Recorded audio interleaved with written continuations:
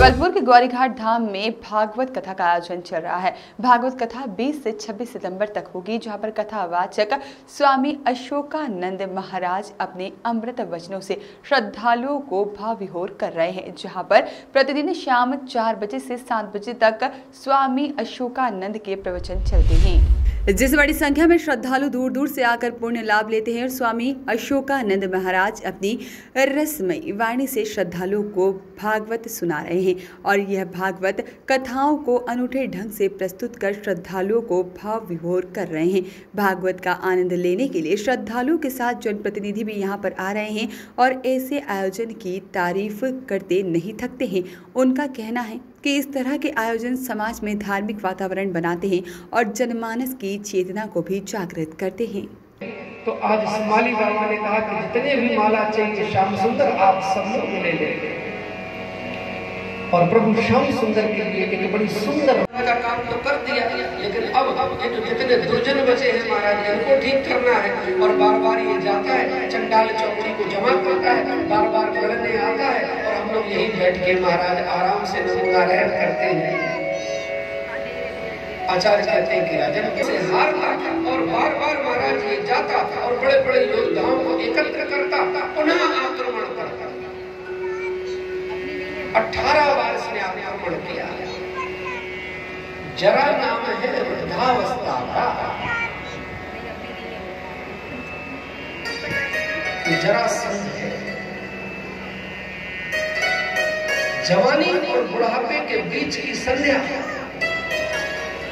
मानो महाराज बार बार कभी अगर आपका स्वास्थ्य बिगड़ जाए, कुछ गुरुदेव महाराज कहते हैं कि कभी दान साथ न दे, कभी कभी सुनने में तकलीफ आने लगे और कभी कभी आंखों में तकलीफ आने लगे तो समझ लेना कि जरासंध आक्रमण कर रहा है शरीर में। श्याम सुंदर ने स्वयं लगाया, अपने मित्रों को लगाया।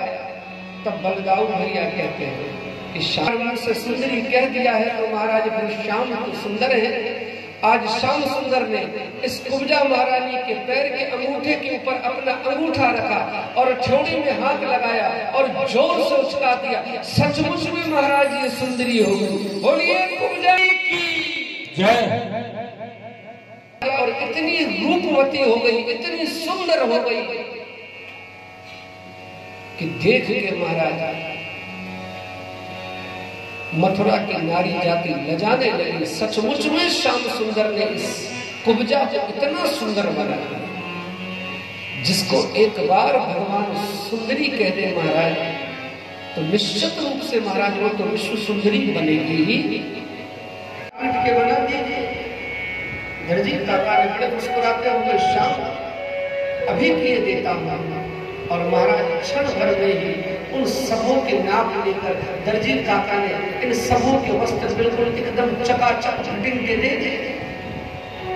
अब जब महाराज सबकी फिटिंग हो गई तब बलदाऊ भैया ने कहा कि भाई तुमने दर्जी काका से ये काम तो करवा लिया, लेकिन महाराज ऐसा शहरों में फ्री में काम नहीं होता, इनको कुछ तो देना पड़ेगा। तो श्याम सुंदर कहते हैं कि दर्जी काका अभी तो मेरे पास पैसे हैं नहीं। हाँ ये जरूर, अगर माली रात में भी अगर वृक्ष काट दे तो उसे पाप नहीं लगता। ये श्याम सुंदर का आशीर्वाद है हमारा। और हम सबों को संध्या के बाद कभी फूल नहीं तोड़ना चाहिए, कभी तुलसी नहीं तोड़नी चाहिए।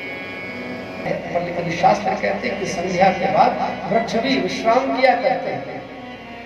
चली जा रही थी, बड़ा सुंदर अंगराग पीस कर ले जा रही थी। देवी हे सुंदरी कहाँ जा रही? कुरूप थी, कुबड़ी थी, इसका कुंवल निकला हुआ था। आज तक कभी जीवन में किसी ने इसको सुंदरी नहीं कहा था, लेकिन आज हमारे श्याम सुंदर कहते कि सुंदरी कहाँ जा रही हो? क्यों?